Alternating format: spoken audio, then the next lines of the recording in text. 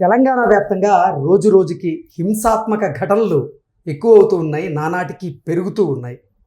నిన్న కన్న తల్లిని అతి క్రూరంగా ఆస్తి కోసం కన్న బిడ్డే చంపినటువంటి ఘటన వెలుగు చూడగా, ఈరోజు ప్రేమ వివాహం చేసుకొని ప్రేమించినటువంటి అమ్మాయిని వరకట్నం పేరుతో వేధించినటువంటి ఘటన ఇప్పుడు రెండు తెలుగు రాష్ట్రాల్లో కూడా కలకలం రేపుతున్నటువంటి నేపథ్యంలో అసలు ఈ హింసాత్మక ఘటనలకు కారణం ఏంటి అనేది మనం పూర్తి స్థాయిలో విశ్లేషణ చేసుకుందాం. ప్రస్తుతం మనతో పాటున్నారు ప్రముఖ సామాజికవేత్త, ప్రముఖ రాజకీయ విశ్లేషకులు కృష్ణకుమారి గారు. మేడంతో మాట్లాడదాం.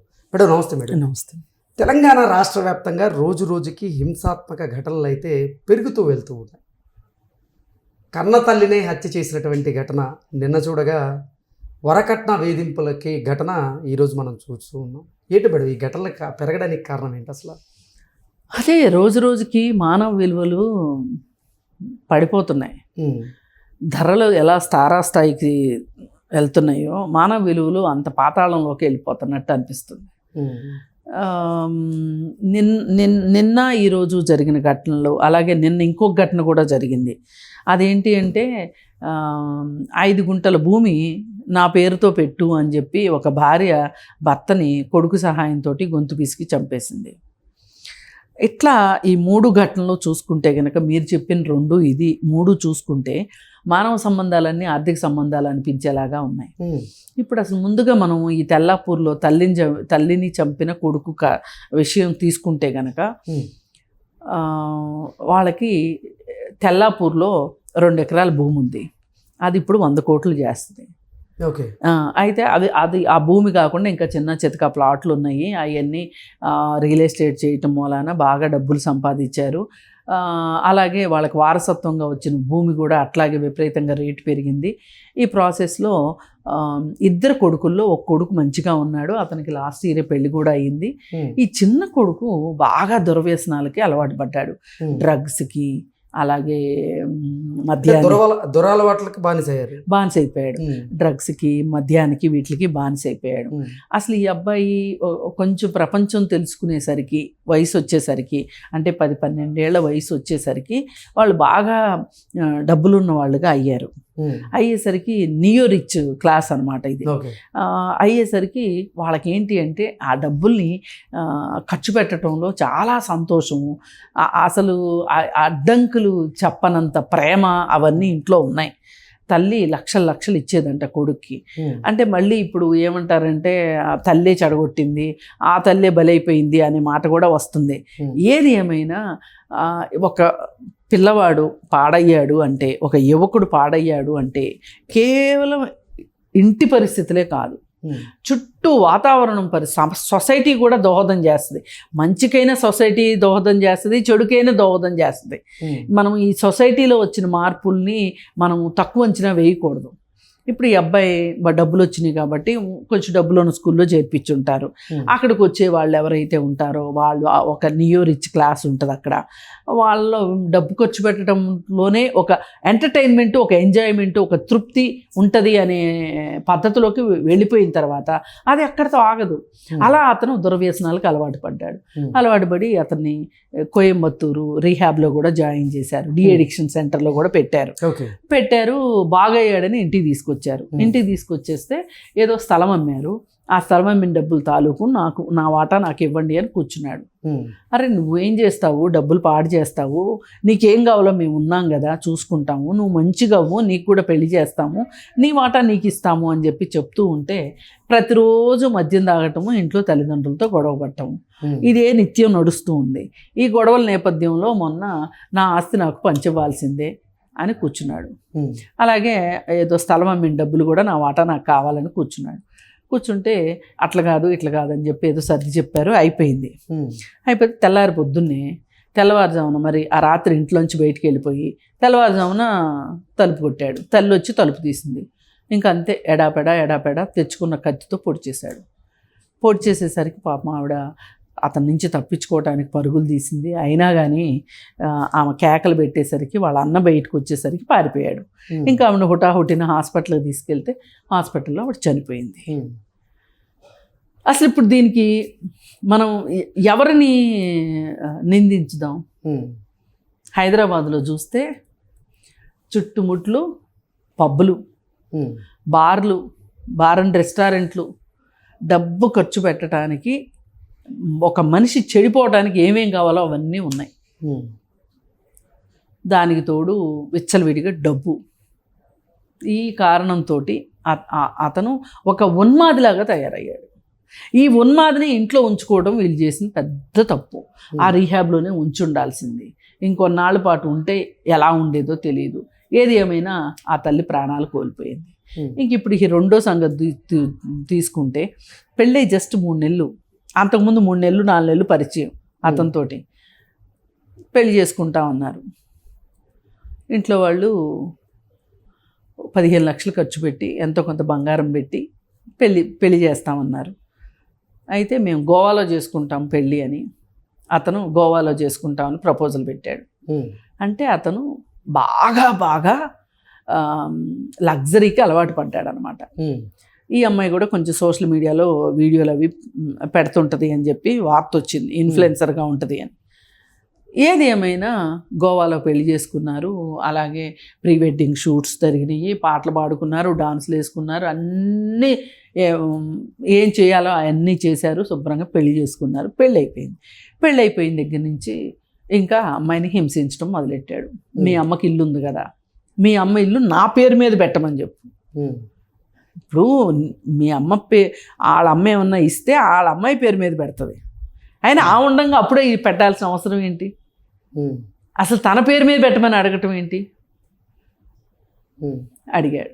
అడిగేసరికి ఇక అమ్మాయి ఆ ఒత్తిడి తట్టుకోలేక, ఆ బాధల నుంచి బయటికి రాలేక మొన్న వెళ్ళి వాళ్ళ అమ్మని అడిగింది, మీ అల్లుడి పేరు మీద ఇల్లు పెట్టు అని. ఆమె ఏమంటుందంటే, ఇప్పుడు అసలు ఇట్లా జరుగుతుందని తెలిస్తే రాసి ఇచ్చేదాన్ని, నా బిడ్డ కంటే ఆ ఇల్లు ఎక్కువ నాకు, నేనే ఎక్కడో చోట ఉండేదాన్ని. నాకేమనిపించిందంటే, భర్త లేడు, సింగిల్ చైల్డ్ అనిపిస్తుంది. ఈ అమ్మాయి ఉన్నంతలో బాగా చూసి చేసినట్టున్నారు. మరి ఈ విధంగా ఆ అమ్మాయి ఉరేసుకుంది అని చెప్పారు.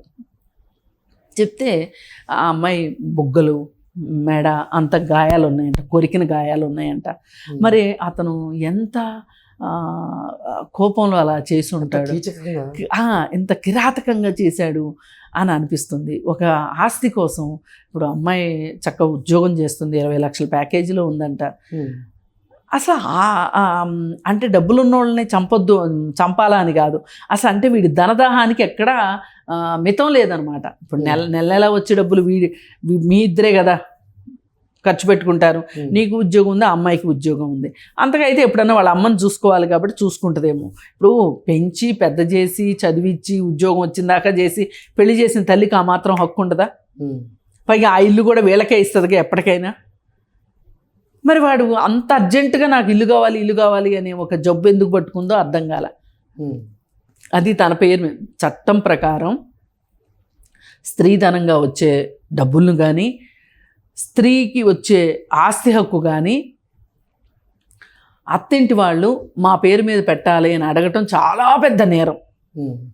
వరకట్న నిషేధ చట్టం ప్రకారం అసలు అడగకూడదు. అది క్రూయల్టీ కింద వస్తుంది, వేధింపుల కింద వస్తుంది. వాళ్ళ పని చేశారు. ఆ అమ్మాయికి ఆత్మహత్య చేసుకుంది, ఉరివేసుకుందని చెప్తున్నారు. ఆ అమ్మాయి ఉరివేసుకున్నా తప్పే. ఆ పరిస్థితులకు దారి తీసింది మీ వల్లే. లేదు, మీరు చంపినా నేరం మీదే. పెళ్ళైన 7 సంవత్సరాల లోపు న్యాచురల్ డెత్ అయినా సరే భర్తే బాధ్యత వహించాల్సిందే. ఏది, ఆ అమ్మాయి కుటుంబం నుంచి కంప్లైంట్ వస్తే, కంప్లైంట్ రాకపోతే ఏమీ లేదు, కంప్లైంట్ వస్తే కనుక దాన్ని చాలా సీరియస్గా తీసుకోవాల్సిందే. మరి ఈ పరిస్థితిలో ఆ అమ్మాయి అర్ధంతరంగా చనిపోవాల్సిన అవసరం. ఒకవేళ ఆ అమ్మాయి ఆత్మహత్య చేసుకున్న తప్పని ఎందుకు అంటున్నానంటే, అసలు ఆడపిల్లలకి ఆ ధైర్యం లేకపోవటం ఏంటి అసలు? భర్త అంటే వీడేనా? ఒక పెళ్ళా? అంతగా ఇబ్బంది అయితే వీడికి విడాకులు ఇచ్చేసేసి ఇంకో పెళ్లి చేసుకోలేవా?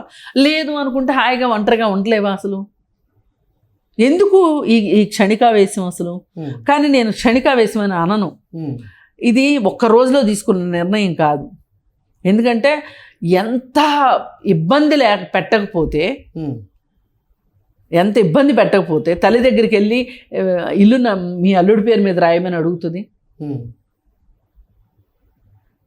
ఎంత ఇబ్బంది పెట్టుంటాడు. మరి ఇది కదా మనం పరిగణలోకి తీసుకోవాల్సింది. కానీ కొన్ని ఛానల్స్లో క్షణికావేశంలో రిమోట్ దగ్గర తగాదా వచ్చి ఆత్మహత్య చేసుకుంది అని మాట్లాడుతున్నారు. ఇది చాలా హేయంగా ఉంది. అసలు గైడ్ లైన్స్ అసలు పాటించట్లేదు. ఇది చాలా బాధాకరమైన విషయం.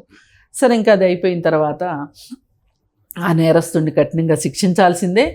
ఇప్పుడు ఇంకొక కేసులో 5 గుంటల పొలాన్ని నా పేరు మీదకి మార్చమని భార్య అడుగుతుంది. ఎందుకు అడిగింది ఆ అమ్మాయి అనేది కూడా ఇక్కడ మనం లోతుగా పరిశీలించాలి. ఆ కేసులో అతనికి పెళ్ళయింది, పిల్లలు ఉన్నారు. మధ్యలో ఇంకొక భార్య ఇంకొక స్త్రీతోటి వివాహేతర సంబంధంలోకి వెళ్ళాడు. మళ్ళీ అక్కడ ఏం మొహం మొత్తిందో మళ్ళీ ఇక్కడికి వచ్చాడు. వస్తే ఇప్పుడు ఈవిడేమనుకుంది అంటే ఇతని పేరు మీద ఒక 5 గుంటల ల్యాండ్ ఉంది. ఇప్పుడు ఈ ల్యాండ్ ఉందనే వేరే మహిళ వచ్చింది అనే ఒక ఉద్దేశంలో ఈ మహిళ ఏమడుగుతుంది, సదరు మహిళ, ఆ పొలం నాకు రాసేయి అంటుంది. ఎందుకంటే ఇన్సెక్యూరిటీ. భర్త వెళ్ళిపోతాడేమో, ఇప్పుడు పొలం నాకు రాసిచ్చాక ఇంకెక్కడికి పోతాడు, ఇక్కడే ఉంటాడు అనే ఉద్దేశమో, లేకపోతే ఆస్తి మీద ఆశ అని మాట్లాడతారు. ఇవాళ ఇన్సెక్యూరిటీ ఉండదని ఎందుకు అనుకోవాలి మనం? ఒకసారి వెళ్ళాడు కదా, నిన్ను ఈ అమ్మాయిని వదిలేసి వెళ్ళి వేరే అమ్మాయితో ఉన్నాడు కదా, మళ్ళీ వెళ్ళిపోతాడేమో, ఈ ఆస్తి చూసుకునే ఆడవాళ్ళు వస్తున్నారని అపోహ కూడా వీళ్ళకు ఉంటుంది ఎంతో కొంత. ఏది ఏమైనా ఈ 3 ఘటనలకి ప్రేరణ మాత్రం ఆస్తే, మనం డీప్గా గమనిస్తే. ఓకే, అంటే ఆస్తి కారణంగానే ఈ 3 హింసాత్మక ఘటనలు జరిగినాయి. పైగా కుటుంబంలో వ్యక్తులే చేస్తున్నారు. ఇప్పుడు ఎవరో ఒక దొంగ వచ్చి మనని కొట్టి మన ఆస్తి లాక్కెళ్ళాడంటే అది వేరే విషయం. వ్యాపార భాగస్వాములు మోసం చేశారంటే అది వేరే విషయం.